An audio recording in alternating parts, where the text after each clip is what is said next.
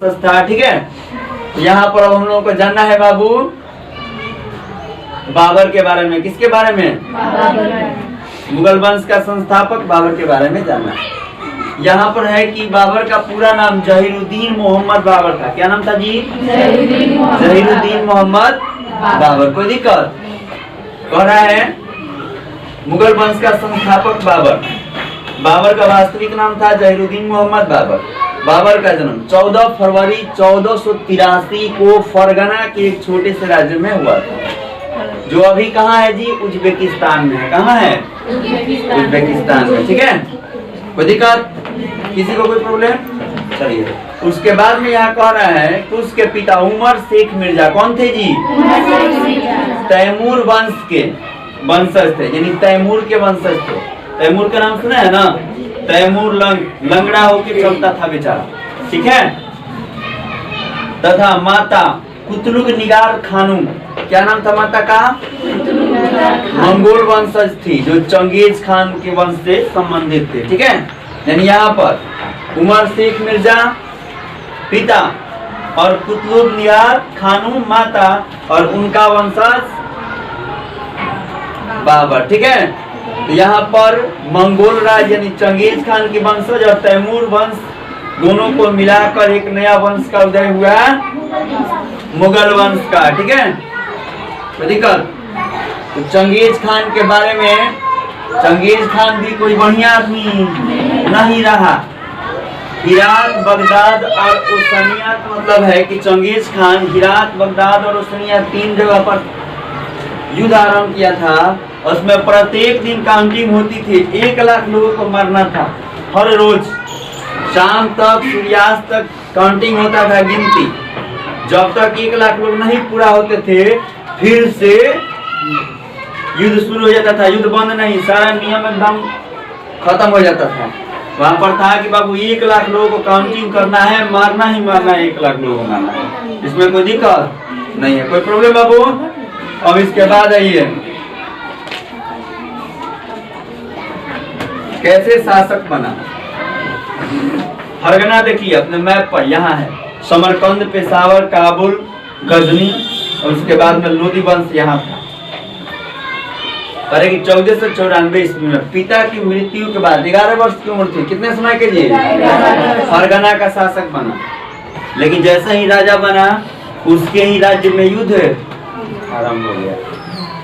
कोई दिक्कत?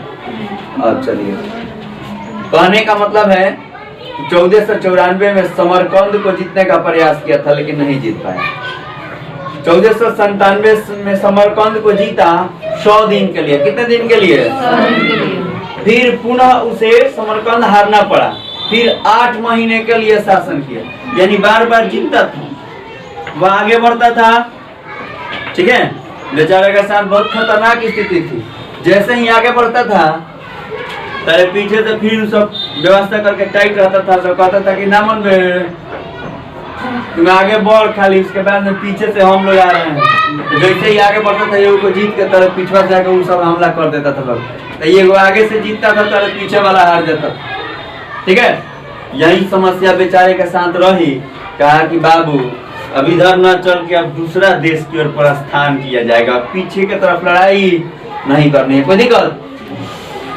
उसके बाद 1504 ईस्वी में काबुल को जीता। ठीक है, उसके बाद में आपका 1507 ईस्वी में बादशाह की उपाधि धारण की। कौन? बाबर। कौन सी उपाधि? बादशाह की उपाधि। और 1511 ईस्वी में फिर समरकंद पर आक्रमण कर अधिकार किया और 1512 में फिर उसे खो दिया। यानी इसका मुंह जाता नहीं था। यानी वही हाल है, एक छोड़ दूजे पर था, आधी मिली न पूरी बाबर। क्या जी?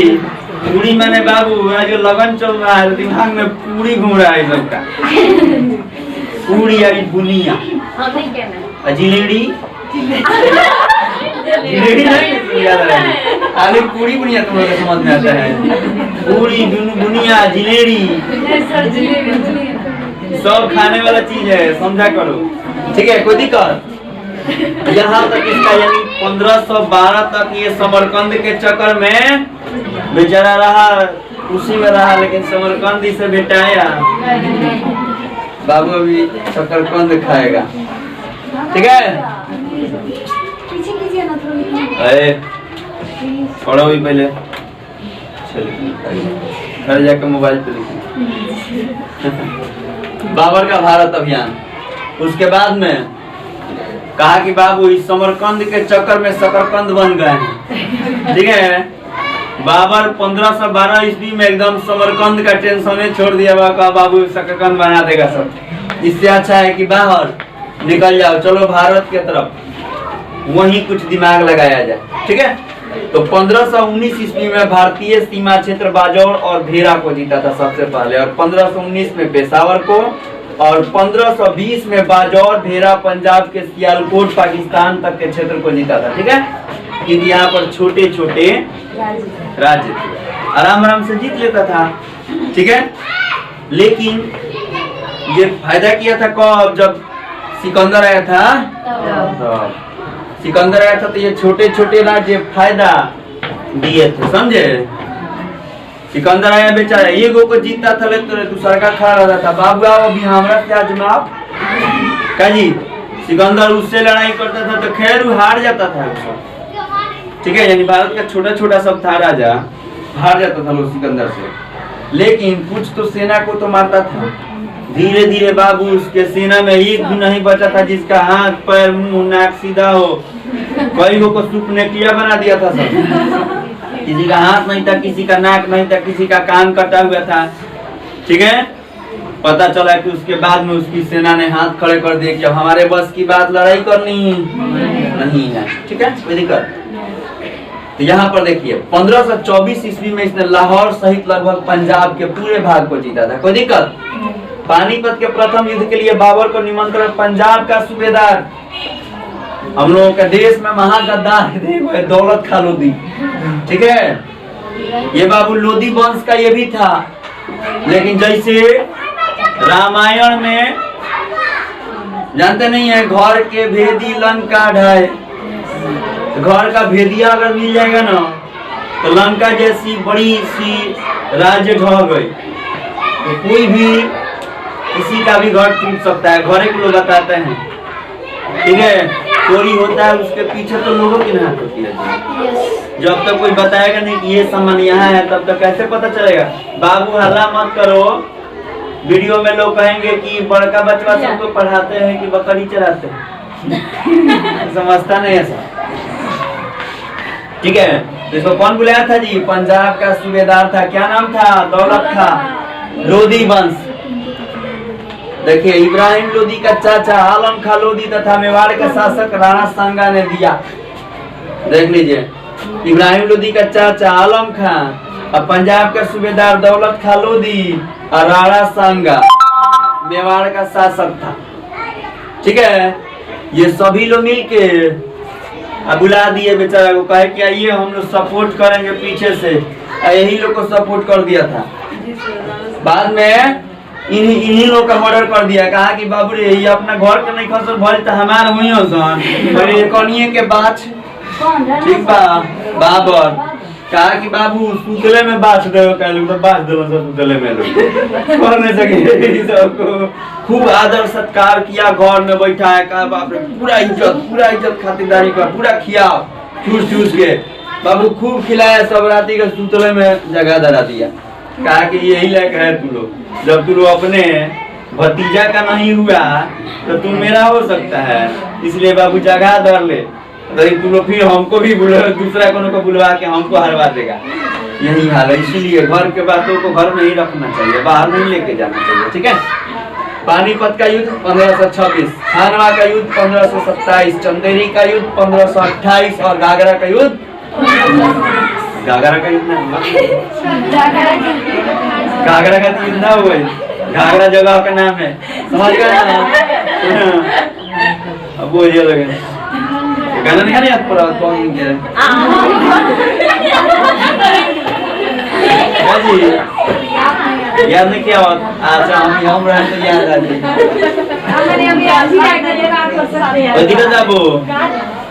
अब आइए पानीपत के प्रथम युद्ध के बारे में जानिए। तो समझ गए बाबर भारत में कैसे आया? Yes sir.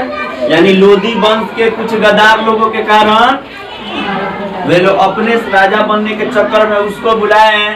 अब बेचारा इन्हीं लोगों को बात दिया, कहा कि ज्यादा खाना हो गया है तुलोरे, कहा जी सरसों के साग जैसे, कहा जी कहा कि बाबू तुम लोगों को जगह धारना पड़ेगा, तो उखाड़ के फेंक दिया, कहा कि जगह पर गाना ना याद आ गया। अब कुछ को रहे हैं, अब क्या कीजिएगा, इतना ना गाना बेचारा तो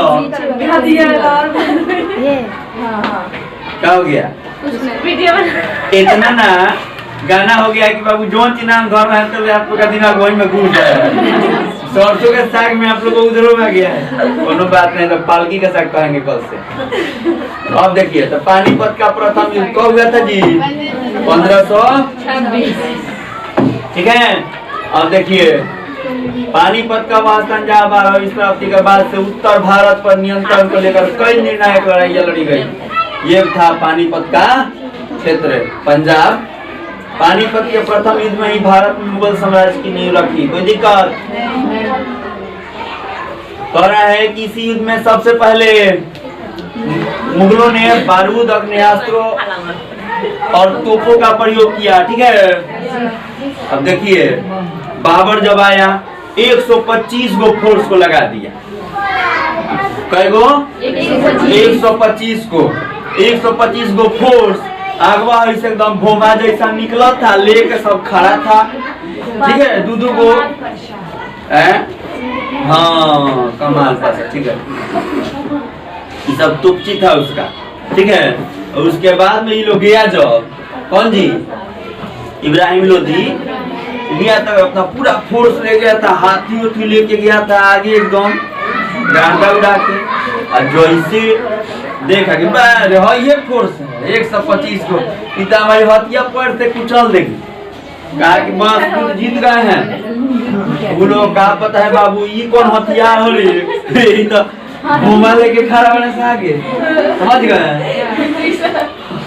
और जैसे लड़ाई स्टार्ट हुआ, ठीक है, और बाबू तो भोभा नहीं था, तो था तो लगा गोला निकलने, और गोला निकल के जैसे कोनो हथियार लगता था धड़ाक से, बाबू भड़ाक से आगे बढ़े के बजाय पीछे घूम जाती थी, कहती थी बाबू अब आ जाओ। अपने सेना के दम कचार फचार के एकदम लाद हथौड़ी बाहर कर दी, समझ गए। उसके बाद अब हार गया, कहा कि बाप रे ये कह दिया, सेना लोग लगा भागे, ये कौन हथियार आ गया जी, जीवन में पहली बार देखा था। जॉब छोड़ता था तो वो गिरता था, फाट जाता था, पूरा आगे हो जाता। कहा बाप रे बाप, लगा था कि भगवान जी खुश हो गए का जी, लगे आग वर्षा करने। बाप बुरी तरह से युद्ध हार गया लोग, और उसी टाइम से भारत में मुगल वंश की नींव पड़ी। ठीक है।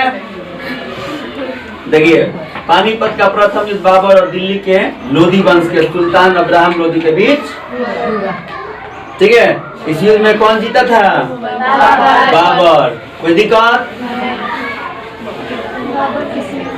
चलिए अब देखिए सैन्य बल क्या जानना है?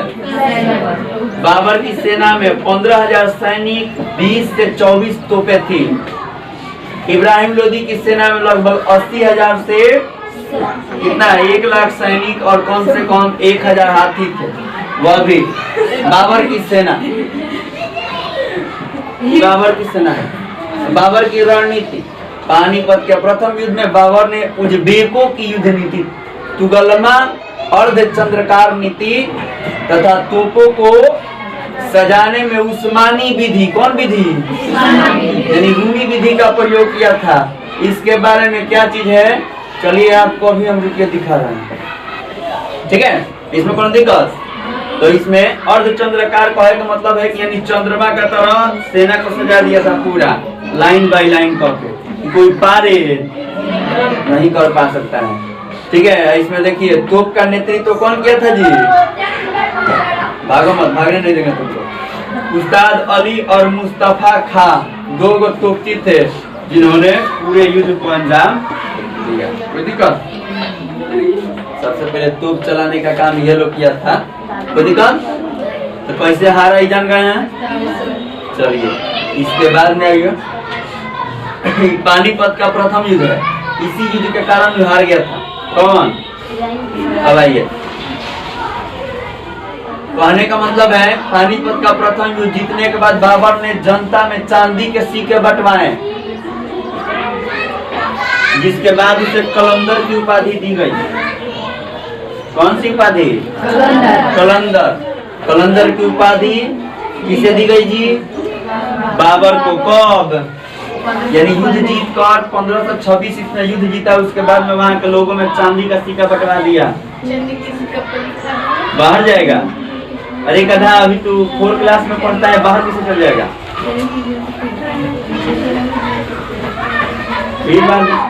किधर जाना है? जल्दी आप लोग। अब देखिए खानवा का युद्ध। कौन है जी? माने खान खान के नहीं लड़ा गया। खानवा मतलब जगह का नाम ही से। खानवा का युद्ध मतलब खानवा खानवा खानवा का युद्ध ऐसा नहीं। 1527 ईस्वी में। ठीक है, यहाँ देखिए आगरा के समीप लड़ा गया था। कहाँ जी? राणा सांगा सबसे पहले विरोध किया था। राणा सांगा ये वही है जो बुलाया था उसको। इसी से युद्ध हुआ था खानवा का युद्ध। किसके? बाबर और राणा सांगा के बीच युद्ध हुआ था आगरा के पास। ये कहा कि बाबू एक काम कर, हम यहीं पर आएंगे। ये बुलाया कि जीत लीजिए, हमको दे दीजिए, लूट के चल जाइए। तो कहा बाप रे बड़ी सोना है जी धर भारत में। कहा कि बाबू हम नहीं जाएंगे। तो विरोध किया राणा सांगा। कहा कि ना बाबू हम तो रहे ना थे में जी तो ना रहे तो तोरू व्यवस्था टाइट करेगा। ठीक है, तो खानवा का युद्ध हो गया। ठीक है, यानी खानदानी लोग गद्दारी किया था तो खानवा का युद्ध हो गया। मैंने खूब खनाया।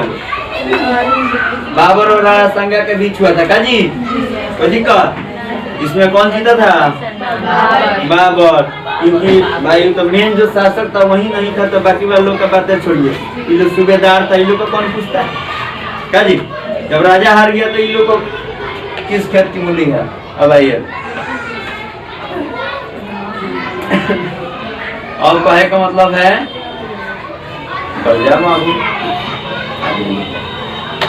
अब कह रहा है बाबर ने अपने सैनिकों का मनोबल बढ़ाया और सैनिकों पर लगने वाले तमगा नामक टैक्स को खत्म कर दिया।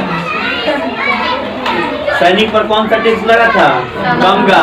यानी जो कहेगा शासक वही करना था।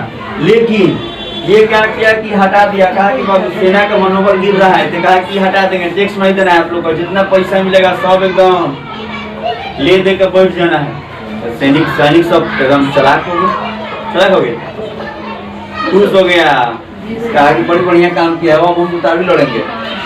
इसी युद्ध में बाबर ने जिहाद शब्द धर्म के लिए जनादेश का प्रयोग किया था। सबसे पहले जिहाद शब्द का प्रयोग बाबर के द्वारा किया गया था। ठीक है, कोनो प्रॉब्लम? खानवा के युद्ध में बाबर जीता था 1527 ईस्वी में। इसी मदिरा पीने से रोक लगा दिया। मदिरा समझते हैं? यानी शराब उराब नहीं पीना है। मदिरा माने शराब नहीं, शराब पर रोक लगा दिया। इसी युद्ध के बाद बाबर ने यह निर्णय लिया कि वह भारत में स्थायी रूप से रहेगा। कोई दिक्कत? यानी जब राणा सांगा हार गया तो हारना उसको तय था। उसके बाद में ये वाला आ गया। कोनो प्रॉब्लम? चलो आगे बढ़िए। किधर गया जी? बाबू इधर आ जाए। अब देखिए चंदेरी का युद्ध कब हुआ? 1528 में। ठीक है, चंदेरी मालवा और बुंदेलखंड के समीप पर स्थित एक महत्वपूर्ण व्यापारिक और राजनीतिक केंद्र। क्या नाम था? चंदेरी। कोई दिक्कत समझ नहीं आ रहा है? इस युद्ध में बाबर ने मेदिनी राय को पराजित किया था। मेदिनी राय और बाबर के बीच कौन सा युद्ध हुआ था? चंदेरी का युद्ध। चंदेरी कौन युद्ध? चंदेरी का युद्ध हुआ था। कोई दिक्कत? अब देखिए पराजित किया और उसके दो पुत्रियों को, अपने दो पुत्र हुमायूं और कामरान को भेंट कर दिया। कहा कहले बाबू बियाह शादी करा रहे हैं आराम से। तो हुमायूं का विवाह हो गया और कामरान का विवाह हो गया। अब आगे आ जाइए, इसके बारे में अब जान लिया जाएगा कि हुमायूं कामरान सब कौन कौन था। इसकी माँ कौन थी, पापा कौन थे? कब बाबू? अभी घाघरा का युद्ध आ गया, बड़ी फेमस हुआ है घाघरा का युद्ध 1529 ईस्वी में हुआ था। कोई दिक्कत? बिहार तथा अफगान के संयुक्त सेना, अफगानिस्तान की सेना थी, बिहार की सेना थी, इसका नेतृत्व किया था महमूद लोदी। ठीक है, इसको पूरी तरीके से सफाया हो गया। इसके बाद में पूरे बढ़िया तरीके से मुगल वंश की अस्थायी तौर पर भारत में नींव डाली गई 1500। ठीक है, कोई दिक्कत? कोई दिक्कत नहीं है ना बाबू? बहुत अच्छा है आपको। दिक्कत नहीं होना चाहिए। अच्छा कोई नहीं पढ़ाता। अब देखिए, करीब 48 वर्ष की आयु में 26 दिसंबर 1530 ईस्वी को आगरा में बाबर की मृत्यु हो गई। सबसे पहले बाबर के शव को आगरा में दफनाया गया। उसके बताए थे पानीपत का युद्ध 1524 इब्राहिम लोदी को हराया था। खानवा का युद्ध राणा संगा की हुए है जो का बजवा है। चंदेरी का युद्ध मेंदी राय के बीच, घाघरा के युद्ध महमूद लोदी के बीच। पूरा तरीका से लिख पोत बराबर, कोनो दिक्कत?